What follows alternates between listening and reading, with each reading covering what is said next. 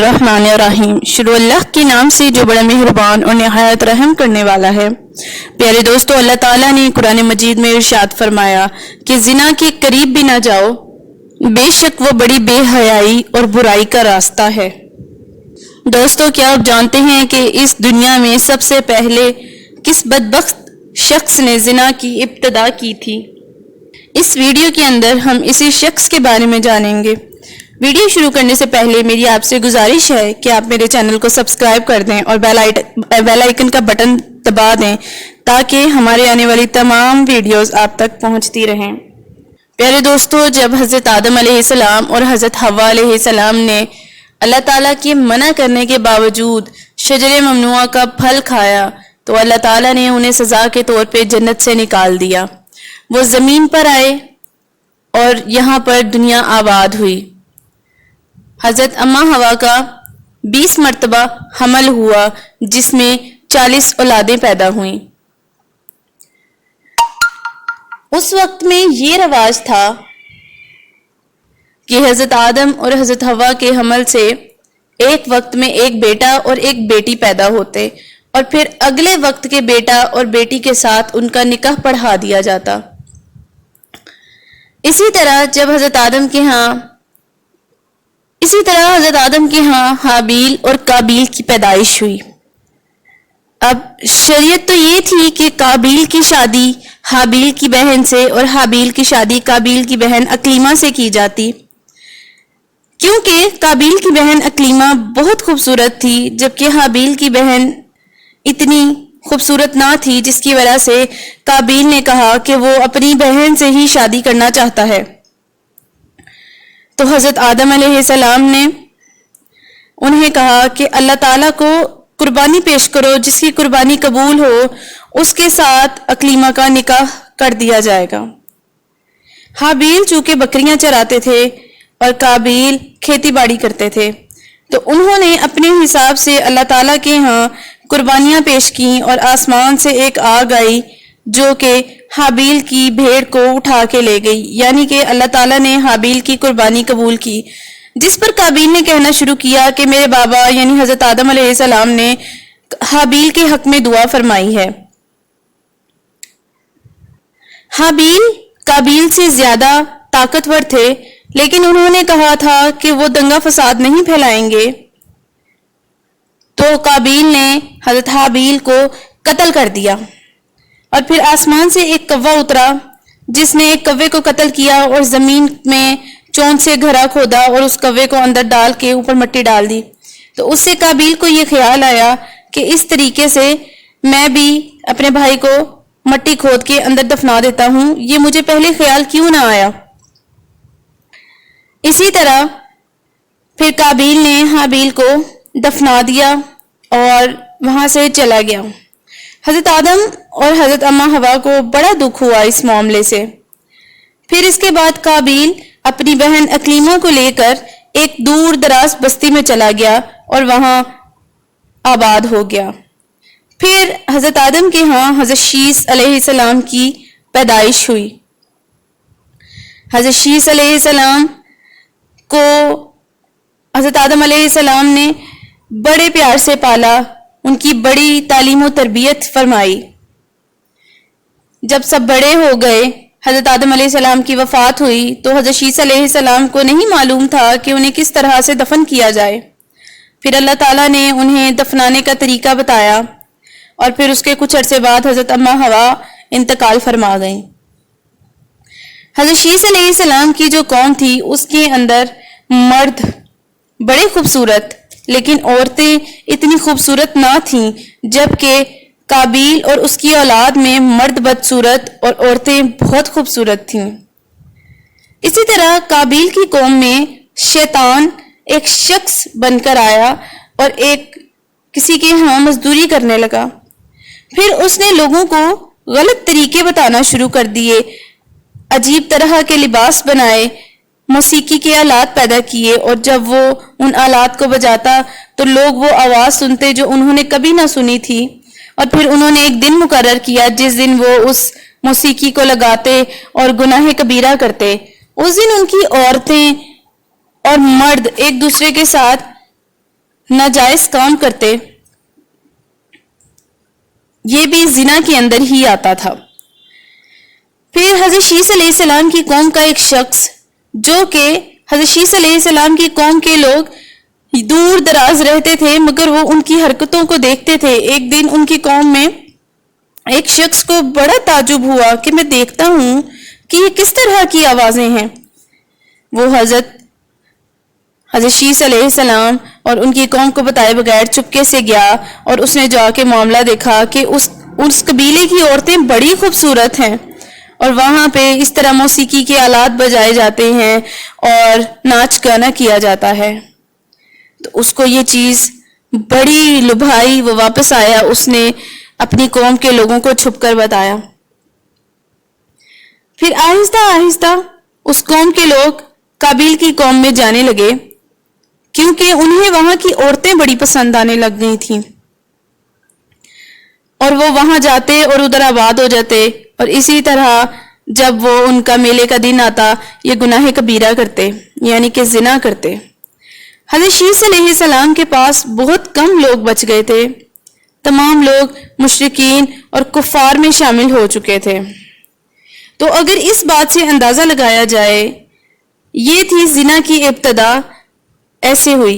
अल्लाह ताला ने कुरान मजीद में बड़ी सख्ती से फरमाया है कि ये बड़ा बदतरीन गुनाह है, जिना से दूर रहो। तो प्यारे दोस्तों, अगर हम अपने तौर पे देखें तो जिना की इब्तिदा तो काबिल से ही शुरू हो गई, जब वो अपनी बहन अकलीमा को लेकर दूर दराज बस्ती में चला गया, क्योंकि काबिल और अकलीमा से ही आगे औलादें बनती गईं और उनकी कौम में औरतें खूबसूरत और मर्द बदसूरत थे। प्यारे दोस्तों, इंसान की फितरत है कि जब मर्द किसी औरत को देखे तो उसको उसके मुतालिक शौक पैदा होता है और उससे ख्वाहिश पूरी करने की कोशिश करता है। तो अगर ये ख्वाहिश हलाल तरीके से पूरी की जाए, यानी निकाह कर ली जाए, तो बाइसे सवाब है, और अगर हराम तरीके से की जाए, यानी कि जिना किया जाए, तो ये हराम है और ये बाइसे अजाब है। वाज़ेह रहे कि हराम तरीके से ख्वाहिश पूरी करना जिना बड़ा गुनाह है।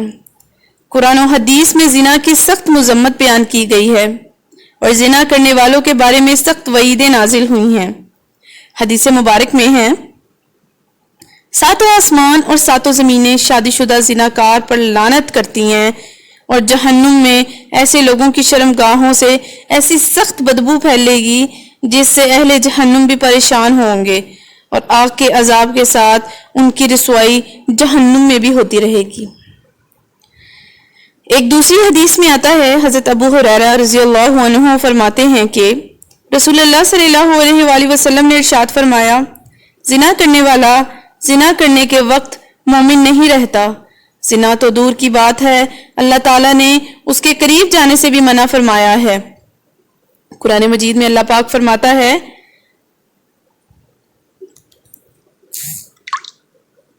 कहा और बदकारी के पास ना जाओ, बेशक वो बेहयाई है और बहुत ही बुरी राह है। हजरत मैमूना रज़ियल्लाहु अन्हा से रवायत है, रसूलुल्लाह सल्लल्लाहु अलैहि वसल्लम ने इरशाद फरमाया, मेरी उम्मत उस वक्त तक भलाई पर रहेगी जब तक उसमें जिना से पैदा होने वाले बच्चे आम ना हो जाएंगे, और जब उनमें जिना से पैदा होने वाले बच्चे आम हो जाएंगे तो अल्लाह ताला इन्हें अजाब में मुब्तला फरमाएगा। मुस्नद अहमद। हजरत अबू हुरैरा रज़ियल्लाहु अन्हु से रवायत है, रसूलुल्लाह सल्लल्लाहु अलैहि वसल्लम ने इरशाद फरमाया, बेशक औरत इब्लीस के तीरों में से एक तीर है। जिसने किसी हुस्न जमाल वाली औरत को देखा और वो उसे पसंद आ गई, फिर उसने अल्लाह ताला की रजा हासिल करने की खातिर अपनी निगाहों को उससे फेर लिया, तो अल्लाह ताला इसे ऐसी इबादत की तौफीक अता फरमाएगा जिसकी लज्जत उसे हासिल होगी। सुभान अल्लाह।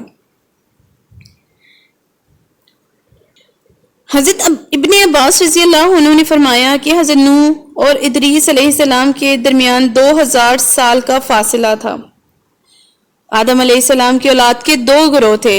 इसको अगर दोबारा बयान किया जाए तो इनमें से एक मैदान में रहती और दूसरी पहाड़ों पर रहती।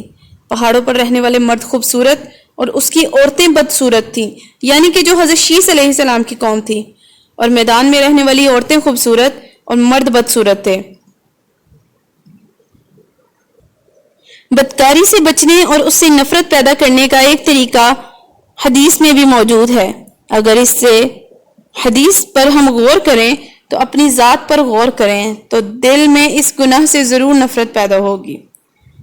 حضرت ابو امامہ سے مروی ہے کہ ایک نوجوان شخص نبی کریم صلی اللہ علیہ وآلہ وسلم کی خدمت میں حاضر ہوا اور کہنے لگا، یا رسول اللہ، مجھے زنا کرنے کی اجازت دے دیجیے۔ لوگ اس کی طرف متوجہ ہو کر اسے ڈانٹنے لگے اور اسے پیچھے ہٹانے لگے، لیکن پیارے آقا نے فرمایا اسے میرے قریب آنے دو۔ وہ پیارے نبی صلی اللہ علیہ وسلم کے قریب جا بیٹھا۔ پیارے آقا نے اسے پوچھا، کیا تم اپنی والدہ کے حق میں بدکاری کو پسند کرو گے؟ اس نے کہا، اللہ کی قسم کبھی نہیں۔ پیارے آقا نے فرمایا، لوگ بھی اسے اپنی ماں کے لیے پسند نہیں کرتے۔ پھر پوچھا، کیا تم اسے اپنی بیٹی کے حق میں بدکاری کو پسند کرو گے؟ اس نے کہا، اللہ کی قسم کبھی نہیں۔ پیارے آقا نے فرمایا، لوگ بھی اسے اپنی بیٹی کے لیے پسند نہیں کرتے۔ پھر پوچھا، کیا تم اپنی بہن کے حق میں بدکاری کو پسند کرو گے؟ اس نے کہا، اللہ کی قسم کبھی نہیں۔ پیارے آقا نے فرمایا، لوگ بھی اسے اپنی بہن کے لیے پسند نہیں کرتے۔ پھر پوچھا، کیا تم اسے اپنی پھپھی کے حق میں بدکاری کو پسند کرو گے؟ اس نے کہا، اللہ کی قسم کبھی نہیں۔ تو نبی صلی اللہ علیہ وسلم نے فرمایا، لوگ بھی اسے اپنی پھپھی کے لیے پسند نہیں کرتے۔ پھر پوچھا، کیا تم اپنی خالہ کے لیے پسند کرو گے؟ اس شخص نے کہا، کبھی نہیں۔ نبی پاک نے فرمایا، لوگ بھی اسے اپنی خالہ کے لیے پسند نہیں کرتے۔ پھر پیارے آقا حضرت محمد صلی اللہ علیہ وآلہ وسلم نے اپنا دست مبارک اس کے جسم پر رکھا اور دعا کی کہ اے اللہ، اس کے گناہ معاف فرما، اس کے دل کو پاک فرما اور اس کی شرمگاہ کی حفاظت فرما۔ راوی کہتے ہیں کہ اس کے بعد اس نوجوان نے کبھی کسی کی طرف توجہ نہیں کی۔ اس کے علاوہ حدیث شریف میں آیا ہے کہ معراج کی شب آپ صلی اللہ علیہ وآلہ وسلم کو زنا کاروں کو ہو رہا عذاب دکھایا گیا۔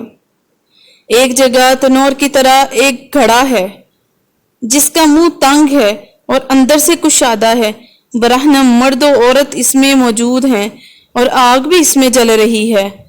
جب آگ تنور کے کناروں کے قریب آ جاتی ہے تو وہ لوگ اوپر اٹھ جاتے ہیں اور پھر باہر نکلنے کی کوشش کرتے ہیں، لیکن وہ نکل نہ پاتے ہیں، اور جب آگ نیچے ہو جاتی ہے تو وہ لوگ بھی اندر ہو جاتے ہیں۔ استغفر اللہ۔ اتنا سخت عذاب ہے۔ ہماری اللہ تعالیٰ سے دعا ہے، اللہ تعالیٰ ہمیں اس گناہ کبیرہ سے بچائیں، ہمیں نیک اعمال کرنے کی توفیق عطا فرمائیں، ہماری عزت کی حفاظت فرمائیں۔